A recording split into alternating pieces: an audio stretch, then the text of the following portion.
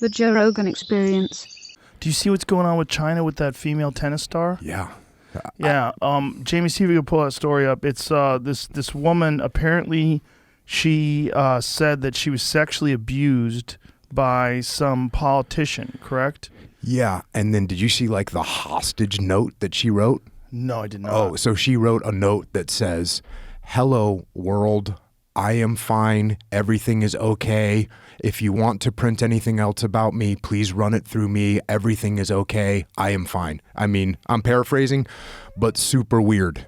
Super weird. The kind of thing that you write when someone's holding a gun to your head. And it was just a note. It wasn't a video. It was. Yeah, it's a note. It's a document. You know, an electronic document. Bro, they ghost people over there. Oh, yeah, for sure they do. Where is, I don't know how you say your name? Peng Shuai. Peng Shuai, China's tennis star. I'm 100% sure on that too. This is my Chinese kicking in. Shuai disappears after accusing government official of sexual assault. Wow. Mm-hmm. Spooky shit. But there was something where the United States Tennis Association said that they were willing to lose hundreds of millions of dollars worth of business with China if she doesn't show up again. Here it is. The Women's Tennis Association. In all societies, behavior she alleges took place needs to be investigated, not condoned or ignored. We commend Peng Shuai. Peng Shuai. It is definitely 100%. Sure? Oh, really? No, I don't know. I'm not sure. For her remarkable courage and strength in coming forward, women around the world. So there was someone recently, some tennis organization recently, I believe it was today, said something that they were going to boycott playing and doing business with China until she shows up. Here it says, there's the letter. "Hello, everyone. This is Peng Shuai." Sorry. Oh, okay. What happened? Oh, here it goes. Regarding the recent news released on the official website of WTA, the content has not been confirmed or verified by myself, and it was released without my consent. The news in that release, including the allegation of sexual assault, is not true. I'm not missing, nor am I unsafe. I've just been resting at home, and everything is fine. Thank you again for caring about me. Oh, Jesus Christ. Right. I hope, the last part, I hope to promote Chinese tennis with you all if I have the chance in the future, if I have the chance. I hope Chinese tennis will become better and better. Fuck.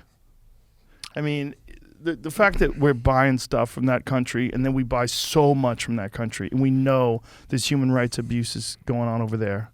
We know it. It's a fact. Oh, it's definitely a fact. You know, I got shadow banned recently on some of the social media sites. And how do you know?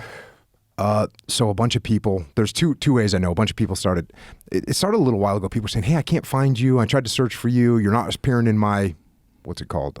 Feed. I'm not seeing you in my feed." And then finally people started sending me videos of, they'd search for at Jocko Willink and it wouldn't pop up. I mean, you wouldn't see my I'm gonna try to my search site. for you right now. Let's see if I can get well, you. it's been healed up. That's, oh, really? So one way I knew was because of that. The other way I knew is because friends with insider information, people that are on the inside of these organizations. But and I wasn't really 100%. I was trying to think why would I get shadow banned? Right. It didn't make a lot of sense to me. I mean, look, I put pictures of sweat and like my watch. And your watch. So, but on my podcast, sometimes I'll go a little bit hard sometimes, or I'll at least talk about some subjects that maybe some people aren't too happy about. I did one about the Chinese, what they're doing with the Uyghurs, and basically, it's genocide of sorts going on with the Uyghurs, which is like an ethnic group in China. Muslim ethnic group. They're getting wiped out. Shipped off into camps. No one knows what's happening to them. Yep. No accountability. So that was one. Then I did another podcast with a friend of mine, Daryl Cooper, and we were talking about, and there's another guy named Brian Suits, and we were talking about these movies, these Chinese movies that are out right now, and they're some of the most popular movies in the world. And one of them's called Wolf Warrior, and the other one's called Wolf Warrior 2. And you can see these, you can Google them, but they're these propaganda films where like the Chinese wolf warrior, this is a pack of sort of elite Chinese commandos, and they fight Americans. And the Americans that they fight generally are Navy SEALs. So, and like the closing scene, I haven't watched the whole movies, but the closing scene, I think it's Wolf Warrior 2, is this Chinese hero fighting against this Navy SEAL American, like hand-to-hand combat. And by the way, they're fighting to free these. There's other people that are kind of in cages looking on, and it's the Chinese individuals fighting for the glory and for the freedom of these other people, and the American is fighting for some big corporate greed scenario. Yeah, it's very strange. There it is. Is that Frank Grillo? Yeah. Yep. Frank Grillo's in Wolf Warrior? He's in Wolf Warrior too. Oh, Frank. What are you doing?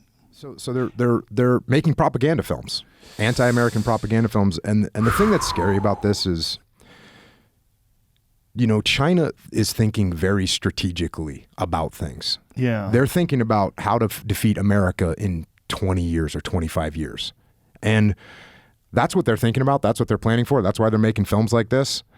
And what is America thinking about? We're thinking about the next election cycle. That's what we're thinking about. Yeah. Oh, stabbed him in the eyeball? He's dead. Now he's going to say something mean to him. He says...